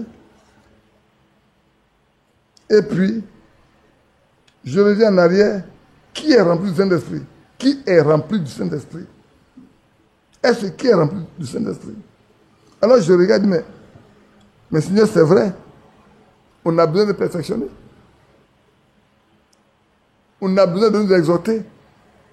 On arrive tout à l'heure. Finissons avec le perfectionnement d'abord. Perfectionnons-nous. Frères, perfectionnons-nous devant le Seigneur. Que nous soyons vraiment parfaits. Que nous soyons parfaits comme lui, il est parfait. Lui, il est déjà parfait. Notre référence, c'est lui. Notre point de repère, c'est lui. Moi, mon point de repère, c'est lui. Toi, ton point de repère, c'est lui. Toi, ton point de repère, c'est lui. Toi, ton point de repère, c'est lui. C'est pas quelqu'un d'autre. Faut pas te perfectionner par rapport à moi. Hein. Perfectionne-toi par rapport à lui. Parce que souvent, on aime bien se comparer les uns les autres. On n'en a pas besoin. Aujourd'hui, on n'en a pas besoin. Ce dont on a besoin, c'est d'être comme Christ. Veux-tu être comme Christ? Oui. Je vais être comme Christ? Oui. Sois comme Christ. Alors, au second, consolez-vous. Écrit l'homme de Dieu aux croyants. L'apôtre Paul écrit aux croyants, il dit, consolez-vous. En fait, dans le Nouveau Testament grec que j'ai pris, et dans la traduction allemande, on a mis, exhortez-vous. Ou encouragez-vous. Exhortez-vous ou encouragez-vous. Ou l'ami consolez-vous. Encouragez-vous, exhortez-vous, ne soyez pas découragés. Portez-vous les uns les autres. Je lis ce qui est écrit ici. Sur ce point, ne sommes-nous pas également unanimes à exhorter facilement les autres? Comme un jour Vincent racontait, il dit, il y a un frère qui aime bien consoler les frères quand ils perdent quelqu'un. Oh, il est toujours là, tout de... Hein? Alors, c'est une soeur. Ah. Alors, elle aime bien consoler quand les gens perdent quelqu'un, mais elle a les mots pour consoler. Et puis un jour, c'est son tour de perdre son fils. C'est son fils et sa fille, son fils. Alors, les frères sont partis pour la consoler. Il dit, non, pour vous là, c'est des jeunes enfants. Pour moi, là, les grands. Comme l'enfant, comme le grand, ce n'est pas des hommes. Hier, tu consolais. Aujourd'hui, tu te consoler. Tu dis non, on n'a qu'à te laisser souffrir. Parce que ceux qui sont morts avant, là, c'est des enfants. Et pour les grands. Voilà comment on aime nous les hommes. Quand c'est pour les autres, là, on est prêt. On est premier. Hein, mon frère d'eau? On est premier. On va les consoler rapidement. On a des paroles douces et tout. Mais quand ça arrive à notre tour. Donc, ici, sur ce point, ne sommes-nous pas également unanimes à exhorter facilement les autres? Mais alors, si quelqu'un ose venir nous exhorter, malheur à lui. C'est toi qui vas m'enseigner? On n'est pas prêt à laisser les autres nous instruire. On connaissait un frère qui n'aime pas s'asseoir. Il dit lui n'aime pas s'asseoir pour qu'on lui parle. C'est un prédicateur, hein? Il n'aime pas s'asseoir pour qu'on lui prêche. Il doit tout se tenir pour prêcher. Vous le connaissez, non? Personne ne l'a connu. Mais toi, tu dois le connaître. Hein, ça, au moins, toi, tu dois le connaître.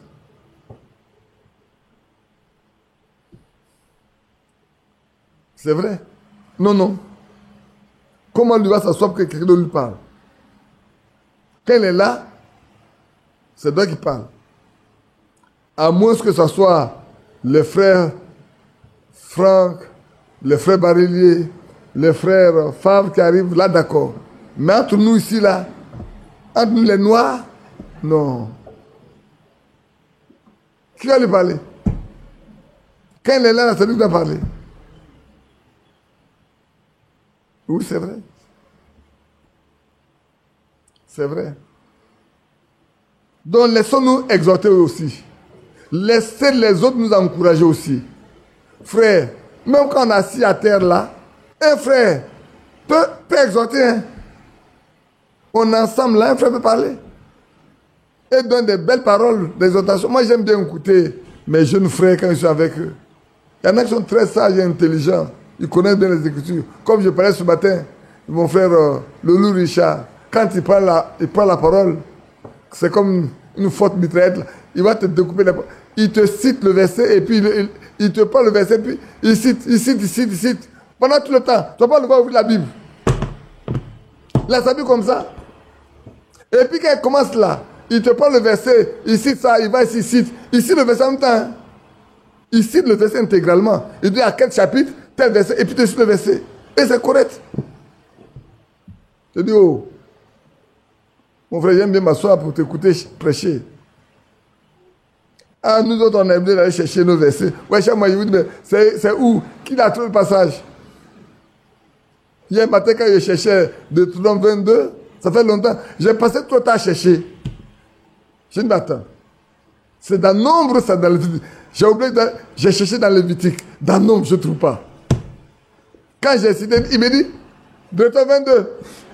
Je dis, ah, c'est toi qui as raison. Pas aller chercher dans Lévitique, dans Nombre. Je trouve. C'est là, c'est devant moi. Beaucoup n'aiment pas que les autres les exhortent. Mais frère, laissons-nous exhorter. Nous grandissons alors ensemble. Laissez les autres nous encourager. Frère, souvent, c'est l'orgueil qui fait ça. Il y a des frères, quand vous marchez avec eux, vous ne pouvez jamais faire accomplir ce que vous leur proposez. Vous devez faire uniquement ce qu'ils veulent. Même si vous envoient dans le trou, ils ne veulent que ça. Et nous, on a vécu ça longtemps. Et moi, j'ai dit, j'ai écouté 2 fois déjà. J'ai failli perdre ma vie 1 fois. Dans son fois, j'ai perdu ma notoriété a été atteinte. Il n'y aura plus de 3e fois. Mais, vous dites, on fait ça, on dit non. Vous faites, ça tombe. Vous dites, frère, on n'a qu'à faire comme ça. Non, c'est pas comme ça qu'on fait, ça tombe. Frère, est-ce qu'on va faire comme ça? Non, non, non. Oui, on va faire comme ça. Hein. Et puis demain, vous voyez qu'on a fait le contraire. Et puis ça tombe. On ne veut jamais, jamais faire ce que quelqu'un d'autre propose. Il faut faire toujours ce que la même personne veut. Et pourtant, ça ne réussit pas. Ça ne réussit pas. Et ça met l'Église dans des problèmes. Ça met l'Église dans des batailles. Ça met le peuple de Dieu dans des situations difficiles. On ne change pas d'attitude. Et on souvent pense que le salut se trouve dans un grand nombre de conseillers. La Bible n'a jamais dit ça. Hein. Si c'est en guerre, oui. Mais dans le plan spirituel, c'est celui qui a le Saint-Esprit seul. Il y a une chose qu'on va lire. Je ne sais pas si c'est ici ou c'est ailleurs. Frère qui a écrit ça. Ou Frère Banam m'a dit. De toute façon, je le lis. Si ce n'est pas aujourd'hui, on le lira, comme j'ai beaucoup de choses à dire dedans, dans cette lettre circulaire. Donc, si nous ne pouvons pas nous laisser corriger et exhorter, le Seigneur ne peut pas nous employer. Amen. D'abord, je reprends. Nous devions nous poser la question. Ah, j'ai sauté quelque chose de loin. Oh là là. Est-ce que je reviens? Sur ce point, ne sommes-nous pas également unanimes à exhorter facilement les autres? Mais alors, si quelqu'un ose venir nous exhorter, malheur à lui. Nous devrions nous poser la question de savoir si aux yeux de Dieu, nous pouvons être, somme toute, déjà considérés comme l'église du Seigneur. C'est long. La phrase que j'ai citée est longue. Parce que le somme toute qui est dedans, c'est pas tout le monde qui va s'en sortir. Alors je reprends ça simplement. Devons nous poser la question. Si aux yeux de Dieu là, maintenant, nous pouvons être considérés comme une église. Si on ne peut pas nous exhorter, on ne peut pas nous aider, on ne peut rien faire là. Est-ce que nous pouvons nous considérer comme une église? Non. Non. En d'autres termes, l'Esprit de Dieu ne peut pas venir habiter en toi. Parce que l'église de Dieu vivant, c'est l'église dans laquelle Dieu habite. Où Dieu se manifeste. Dieu habite dans le cœur de chacun de ceux qui sont là. Mais si personne ne veut se laisser perfectionner, ni exhorter pour arriver au bout, Dieu ne peut pas venir au milieu de vous et habiter en vous. Donc vous ne pouvez pas être son église. Malheureusement, voilà comment ça se passe. C'est pour ça que nos églises ont des problèmes. Il n'y a que du point de vue humain qu'on voit les choses. Et dès lors qu'on c'est comme ça, Dieu ne peut pas se manifester en votre sein. Frère, vous qui écoutez en ligne, je ne sais pas si vous me comprenez. Si vous ne me comprenez pas, envoyez des messages sur les choses et dites, je reprends ça pour vous. Il faut que vous compreniez que vous avez besoin de vous laisser perfectionner. Vous avez besoin de vous laisser exalter. Vous avez besoin que le Saint-Esprit prenne le contrôle de votre vie. Pourquoi soyez une église? Parce que sinon, maintenant, vous ne pouvez pas compter comme une église. Vous ne pouvez pas être mis à part. Vous ne pouvez pas être un vase à usage d'honneur dans la main de Dieu. C'est vrai. La fois dernière, le frère Lambert m'a envoyé un message. Quelqu'un lui a envoyé là ça. Et puis, la personne lui a envoyé par erreur, en plus. Alors, il demande à la personne, non. Il dit, non, c'est pas toi, je dois envoyer ça. Je me suis trompé. Et il écoute. Et quelqu'un dit, la personne dit, il répète. En fait, il répète ce que Frère Franck a enseigné dans une prédication. Ici, le verset, il répète ce que Franck a dit. Il cite, il répète, et puis à la fin, il dit, tous ceux qui ne sont pas alignés ne sont pas de Dieu.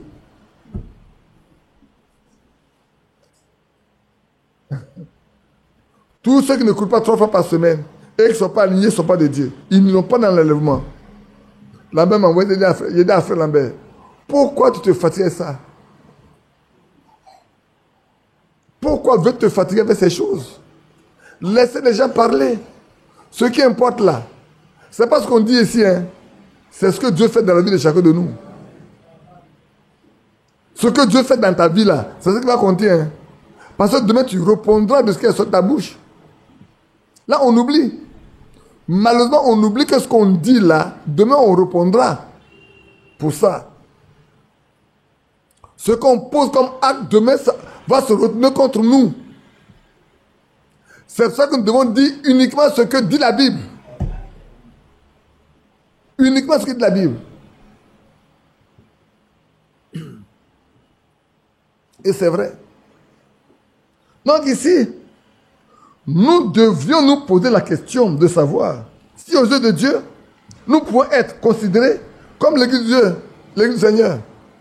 En adoptant cette attitude, ces manières de faire et tout, quand nous nous prenons et ceux qui sont avec nous, mis ensemble, est-ce que nous pouvons nous considérer comme étant déjà devenus une église de Dieu vivant quand nous ne pouvons pas nous laisser perfectionner, quand nous ne pouvons pas nous laisser exalter, quand nous-mêmes là, nous ne pouvons pas être exaltés. Voilà. Voilà où on va aujourd'hui, frère. J'ai que vous avez fait la veille, vous êtes déjà fatigué. On a commencé à quelle heure? À 16h, hein? 16h30. On va aller à 18h30 faire. Puis on va arrêter. Dans 27 minutes, on peut arrêter. Si nous ne pouvons pas nous laisser corriger et exhorter, le Seigneur ne peut pas nous employer.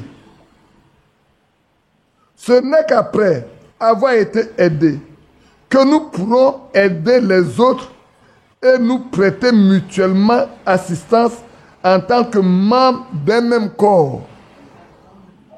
Amen. Je vais reprendre ça.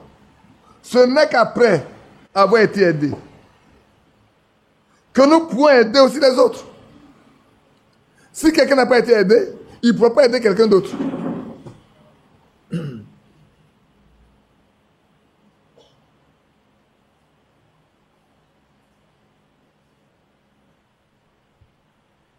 Et si on a pu être aidé les uns les autres, alors nous pouvons prêter assistance en tant que membre d'un même corps. Parce que regarde le bras. Aujourd'hui, c'est mon bras droit qui l'a mon bras gauche. Et en même temps, c'est mon bras droit qui a le bras gauche, le bras droit aussi. Mais si mon bras droit dit non, moi je ne veux pas que tu m'aides. Bras gauche, je n'ai pas besoin de toi. D'accord? Demain, tu vas être mon Seigneur, moi aussi, je n'ai pas besoin de toi. Le corps est divisé. Dans le corps, il est divisé. Le pied dit quand vous battez là, moi aussi, je vous mène pas là où vous voulez aller. Le pied dit moi aussi, je ne bouge pas. La tête dit je ne pense pas. Les yeux disent moi aussi, je ne vois pas pour vous. Le corps est divisé. Mais il faut que chaque membre se laisse aider. Chaque membre se laisse perfectionner. Chaque membre se laisse assister, exhorter. Et puis à la fin, on arrive à la perfection. Et alors, on peut aider les autres également. Je suis avec mon frère et ma soeur. Si je suis aidé et que mon frère est aidé, demain, nous pouvons aider quelqu'un d'autre. Ou même s'il est bien aidé et que je suis aidé, demain, il peut encore venir m'aider parce qu'il peut y avoir des situations que je ne maîtrise pas. Mais comme je suis toujours disposé à être aidé, il n'aura pas de problème à venir vers moi pour m'aider. Et comme il est bien disposé à être aidé, il n'aura pas de problème quand il doit des situations qu'on aille vers lui pour l'aider.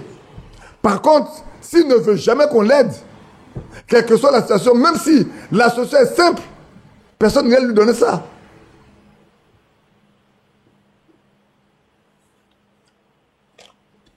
Ou est-ce que je dois entamer le troisième ou on a qu'à rester sur le deuxième? C'est deux éléments seulement. Hein? Oui, frère. Nous devrions nous poser la question. Et c'est vrai aujourd'hui, frère. C'est le temps seulement de s'asseoir et de se poser la question. Est-ce que je peux me considérer comme étant l'Église du Christ, l'Église de vivant?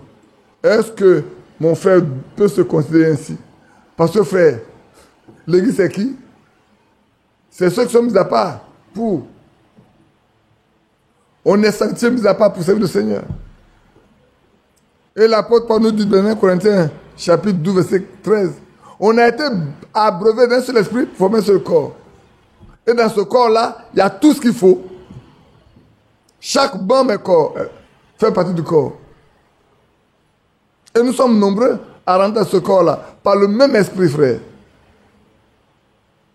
Je dis à quelqu'un, il ne peut pas avoir de division ou de problème quand les gens ont le même esprit. Ce n'est pas possible. Quand vous avez le même esprit, il ne peut y avoir qu'harmonie entre vous. Là où il y a des bagarres, les disputes, des querelles, c'est qu'il y a des esprits qui ne sont pas en harmonie les uns avec les autres. C'est tout. J'étais là, je réfléchissais, mais j'aurais été seul pendant tout le temps si ces jeunes gens ne sont pas venus. Mais Dieu sait que j'aurais besoin de ces jeunes gens-là pour aider d'autres personnes.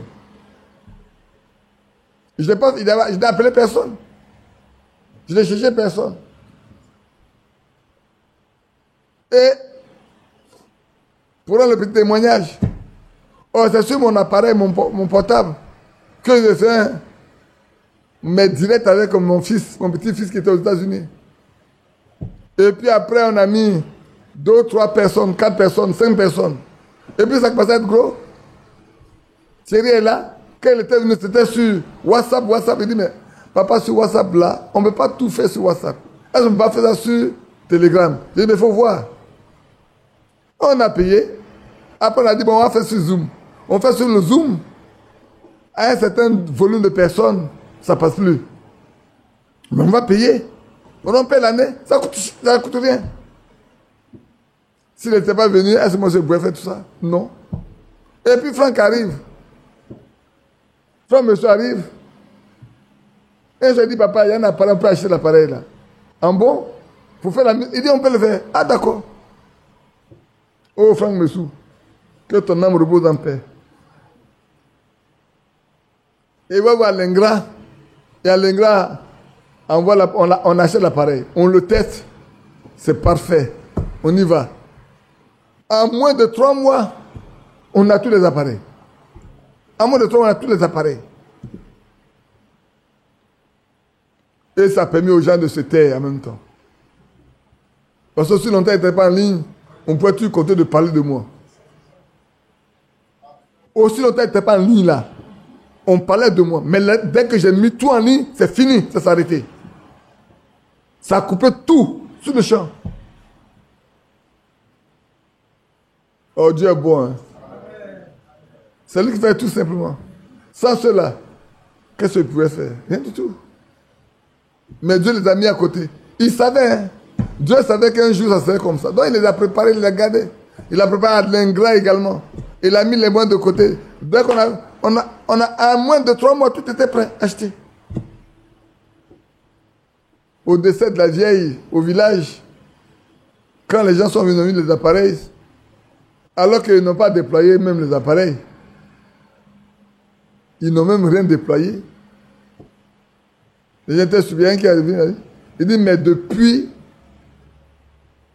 il n'a jamais eu des sons aussi limpides que ça. C'est ça, non? Hein? Vous connaissez la personne? Moi, je connais la personne aussi. Hein? Il dit, depuis qu'il chante là, il n'a jamais eu de son aussi clair que ça. Il n'y a pas de défaillance pendant tout le temps. Il n'y a pas eu de coupure. Il n'y a pas eu de le micro ne marche pas. Il n'y a pas eu ça jusqu'à la fin. Frère, laissons-nous aider. Que Dieu nous vienne en aide. Afin son église. Laissons-nous aider. Le temps arrivé, on devait être aidés. Nous devons nous laisser exhorter, enseigner, corriger, mise en ordre avec Dieu. Nous devrions nous poser la question de savoir si aux yeux de Dieu, nous pouvons être déjà considérés comme l'église du Seigneur. Si nous ne pouvons pas nous laisser corriger et exhorter. Ouais, le mot ici, il n'a pas le mot corriger maintenant. Il a ajouté le mot corriger. Avant, c'est exhorter, encourager. Maintenant, il dit, en plus de ça, il faut te corriger. Il y en a qui ne veulent pas se laisser corriger du tout.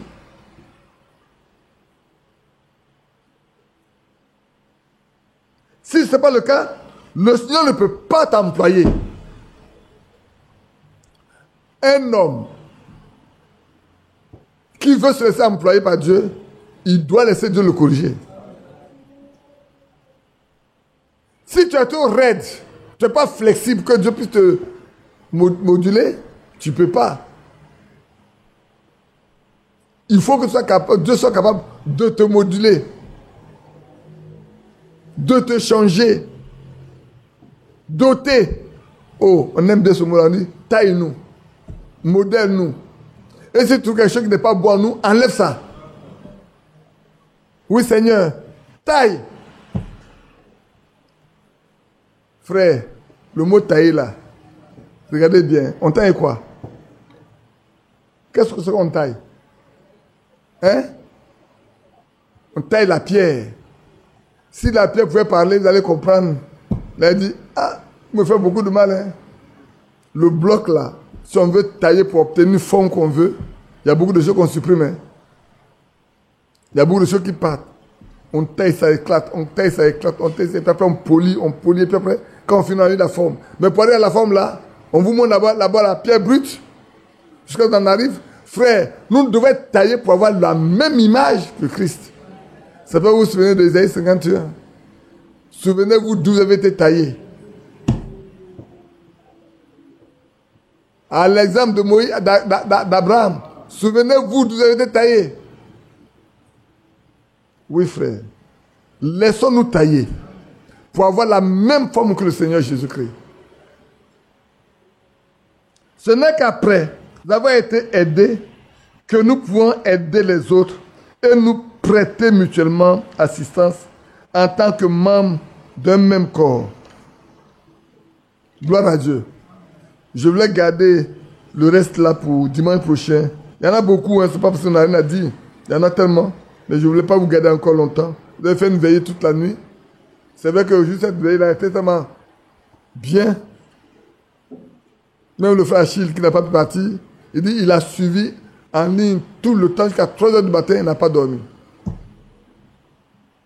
Et je pourrais regarder les sections là, personne n'a dormi. Hein? À un moment donné, tu as vacillé un peu. C'est ça, non? Un peu seulement. J'ai bien regardé, mais je n'ai pas voulu crier le nom. Mais à un moment donné, ça arrivait tout le monde. Quand on en arrivait au point du mariage, ça arrivait tout le monde. Là, plus personne ne pouvait dormir. Chacun se demandait, est-ce que je n'ai pas participé à ça d'une manière ou d'une autre? Si on l'a fait, que Dieu nous pardonne de ça. On ne sait pas. Il y en a qui ne savent pas. Mais dans le secret, ceux qui savent ce que c'est que les Écritures disent, on s'est battu dans le secret. Même mon fils Thierry qui est concerné, il sait de quoi il est question. Depuis Los Angeles, je l'ai appelé une nuit. Quand ça chauffait, je l'ai appelé de Los Angeles. Thierry, c'est faux? Thierry, c'est faux? Depuis Los Angeles, je l'ai appelé pour parler avec lui. C'est devant moi qu'on est venu redonner la dot. Et j'ai entendu ce que la tante m'a dit. J'ai entendu ce que la maman a dit. De mes oreilles. Et on me dit c'est une soeur. C'est ça, non? C'est une soeur, non? Comment il va répondre ce jour-là?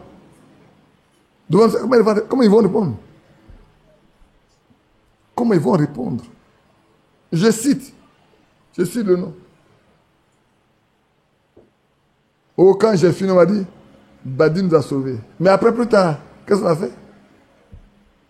Que Dieu ait pitié de Badi. Que Dieu ait pitié de Badi. Que Dieu vous bénisse. On va se lever ensemble. Ah, vous êtes découragés? Levons-nous ensemble, on va prier.